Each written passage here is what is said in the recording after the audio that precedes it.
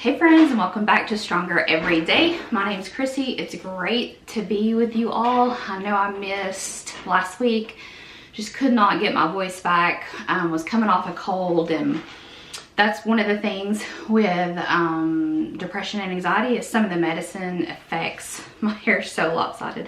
Some of the medicine affects the way you feel, and it affects the things you can actually take. So one of the medicines I'm on, that is one of the ones I'm hoping to wean off of come June, is interacts with a lot of different things. So I can't take antihistamine. There's just a lot of things I can't take, or because of that medicine it can cause issues.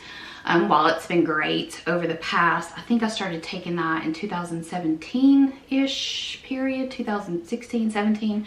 While it's been great and done a really good job for me, it is something that I am wanting to come off of. I've had several questions, people asking what medication I take, and I don't ever discuss that as far as the exact medicine I'm on, and there's a reason for that. It's not because I'm trying to be secretive about it or not share information. I'm brutally honest with you all in talking about being a Christian and dealing with depression and anxiety, to the point that sometimes, you know, I'm like, man, I can't believe I actually said that, and let people know that that's how I feel. It's because it gives false hope, in my opinion. You hear a name of a medicine and you think that's what I need to try because it worked for her. And that's simply not true. I can tell you 10 to 20 other medicines that I have taken that either didn't work at all or worked short term and then quit working, or there had horrible side effects. Just a plethora of different medicines that I've tried that have not been successful, and that is really a personal decision between you and your doctor, of what is going to work best for you based on your health history. So if you have other elements, for me, I have low thyroid, so I take medicine for that. I have low iron, I have low vitamin D, so I take a prescription strength vitamin D. I take a multivitamin. I take medicine for my low thyroid. I take medicine for depression, medicine for anxiety, and then I have a hole in my heart, so I take a baby aspirin every day. And while that is not something I'm fond of, it, you know, right now it's a necessity. The depression medicine, like I said, I am hoping to come off of in June. I was actually hoping to come off of it last June, May, June, and that was right after Nick got sick, and I just didn't think it was the best time to try to wean myself off medicine at that point. And life's still hard, so that's what we're going to talk about today, about hard times and about how we get through them, how we manage them. So for me personally, being back at work, I love my job. I absolutely love my job. It's something that I'm passionate about. It's something that I have experience in, so I feel like I can be there for people who are scared or nervous about something. I can be there praying for them if I realize they're struggling going into the exam. It's something that I love being at, and I work with the best group of people that I think I can honestly say anywhere I work with the best group of people. Just it's, of course, it's a job, right? None of us are there volunteering our time. So we're getting paid to be there, but there's something about these people that I work with that they just truly love helping other people, and that's rare in today's society, but it has its drawbacks as well. There's times I miss being a stay-at-home mom, which I did for about 1.5 years. But you know, you can get yelled at a decent amount. You can be talked down to pretty much on the daily. It can be stressful. You know, there's exams that we're trying to get people in for that there's just not a spot, you know, and you being someone who's been there, you know, when you realize something's wrong, you want in right then. And it's a matter of there's just no bob and weaving of the schedule, and constantly trying to bob and weave the schedule. there's outside things. Been sick. I was sick for basically 2 weeks. Missed work 3 days of that.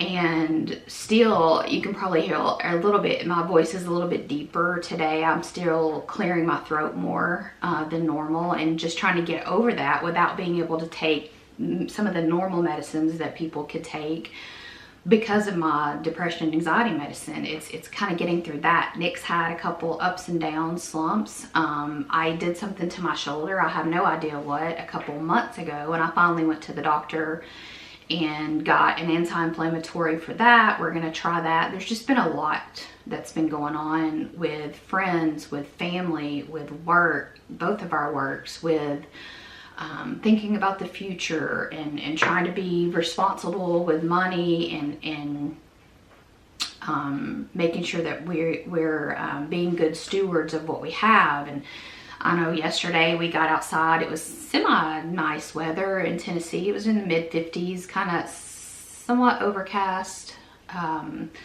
But it was a day that we could get out and really try to get the goats. We have four goats, and so get them medicated, get their dewormer, do all the things. And it's a lot trying to catch them with me with a bad shoulder, and Nick,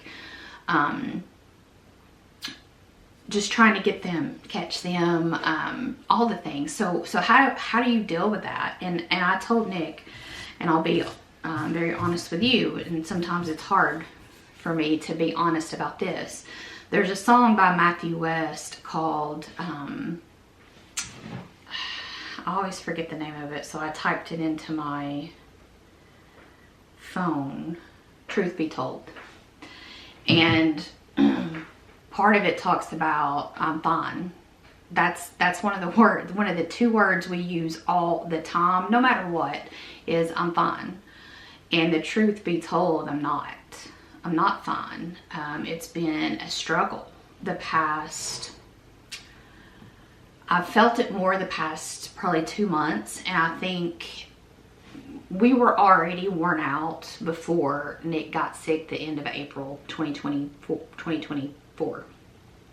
Both of us were already exhausted with our jobs. You know, our jobs, we both love our jobs, but it's a lot. And you know, I try hard to be God's hands and feet with every person I encounter. Do I fail? Of course I fail, but that's my heart, that's my hope. That takes a lot out. It's not something that just comes naturally for me. No, I love people, and I love with my heart on my sleeve, but when you're having someone that's is more on the negative side, and you're having to remember that you don't know what they're going through, even though they don't care at the moment what you're going through, you have to try to remember to be God's hands and feet. That's hard sometimes. And I know Friday was a day that I've never been more happy to be home from work in my entire life. It was just a bad day all day and very stressful. And I told Nick, there's gonna be some times where I need the whole weekend, and that includes Saturday and Sunday, to just get away and decompress from people. And that also includes the past 2 Sundays, we did not go to church. I know some people are not gonna like that, and I understand that. I know it's important to be in church. We do watch the sermons from home, but I know the importance of having a church family. I also know the importance for me that there's a point where I'm no longer the person I want to be, and I have to have time to decompress. And so what that looks like is me zoning out from anybody and everybody, and taking some time to just be by myself and just decompress and not have to be me, right? Not have to be Chrissy. And that's hard to admit sometimes, that, you know, as someone who, I do love people, and that I used to never be able to say that. I do love people. I do enjoy being around people. With all the things going in life, sometimes it's I need a minute to decompress and get away. And that's not always feasible for everybody, but that happens to work for us. You know, we have in the way that we live our life. So what do you do? So, you know, for me, it is, there's days, and I've said this before, where I'll have a period of time where I don't open my Bible. I listen to praise and worship music. I watch preaching on YouTube or on TV or on an app. I read books, read Christian books, but there's some times that I don't open my Bible. There's occasionally times that we don't make it to church. Understanding the importance of all of those things. Also understanding that for me, for Chrissy, there's going to be a time, whether it's once a month, once every 6 months, or once a year, where I've got to fill my cup back up, right? And I can't pour from an empty cup. I think that's partially why I got sick and stayed sick as long as I did. I think it's hard to admit that I'm not fine some days, because it's been a pretty good road for me since June of 2022. And there's been bad moments, and I've been open about those, but this is a little bit different. I'm not depressed. I'm not in depression. I'm not struggling with that. It's trying to make sure I don't go there. And it's realizing that if I keep pushing myself to meet people approval, then I'm going to push myself past capacity, and I'm going to be a version of me that I don't ever want to return to.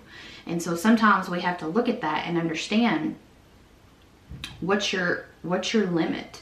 You know, there's a line there of pushing yourself to be a better you and be a better person, and not backing out of commitments, and not you know, being a good person, being a good Christian, being as Christ-like as possible. There's also a time that we are imperfect humans, and that we need time to decompress and recoup and re-energize.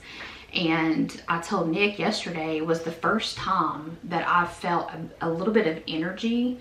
And so we kind of overdid it yesterday. You know, it's a lot getting the goats. They will come to you, and 2 of them let you pet them, and they enjoy food, and they'll take food from your hand, but they're not stupid, and they know when they see certain jugs, or if they see a needle or a syringe, they know this is not going to be fun for them. So it's chasing 4 goats around the yard, bobbing and weaving around 32 chickens.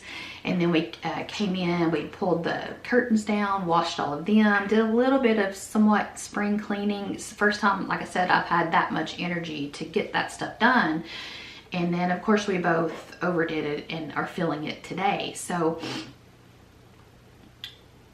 I think it's going to be a little bit different for everybody. What do you do to recoup? Maybe your recoup is going for a run, or going for a hike, or going on a vacation, or, you know, we don't do vacations a ton here at our household. You know, it doesn't really work out. We might get a weekend away, but we just don't have those breaks. And there's nothing wrong with that. I think it's important to do that. It's just for us, with the amount of kids we have and the amount of responsibilities, there's just not a lot of time for us to get away.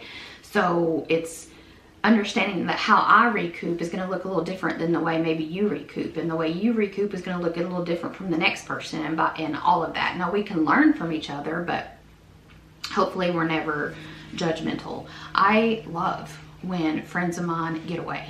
I think it's awesome. I am super excited. A lady I work with, she's going to take some time and get away. I think it's awesome that she gets away. Some friends of ours that we adore, they work extremely hard, and that when they get away, I'm excited for them that they're getting some time to get away. I'm not jealous. I'm not envious. Everybody's life is a little bit different, and I'm happy for them because I know how hard life is for them, and I know how hard they work, and I think it's great that they're taking time to get away. I want to have a life that feels like I don't necessarily need a vacation to get away, if that makes sense. And that's what I strive for. Now, that doesn't mean we don't need to take a break and just pick up and get away from these four walls in this city and have a decompression time. That's not what I'm talking about, but everything's gonna look a little bit different for me. It's been hard. It's hard for me to admit that I'm not fine. It's extremely hard for me to admit that. Even to Nick, it's hard for me to admit that. Now, he typically sees when I'm not fine, but I think because it's been coming up on 3 years this June, because it's been a relatively good period, it's hard for me to admit that there are bad times there. Like I said, I'm not in depression. I'm not struggling with depression. But yeah, just understanding that and going with it. I hope that you guys are doing well. I know a lot of you reach out and tell me about things, and don't ever think that falls on deaf ears. I hope we're all praying for each other, not just me for you and you for me, but all of our friends in the comments are praying for each other. That's my hope for this channel, is that we become not just a community of people, but friends who care about one another. I don't know if you can hear the dogs and motorcycle just drove by. Who care about one another and pray for one another and really try to be there for one another and love on each other when we're struggling and be happy for each other when we're doing well. That's my hope and heart for this channel this whole time. So hopefully, usually I have a video or two saved so that I can, if I'm sick, that I can kind of plug that video in. But you know, life's just been a little crazy, and I did not have a quote-unquote backup video or an extra video, so I was absent last week, and I do apologize for that. But know that you guys are always in my heart. I end every video this way. Always my heart and hope that you feel this last part of the video. I encourage you, if you need to hear just this part, skip to the end of the video and hear just this part, because it is the most important, and that is God loves you. I love you. Your friends, your family love you, and we need you here. We'll see you in the next one, friends. Bye.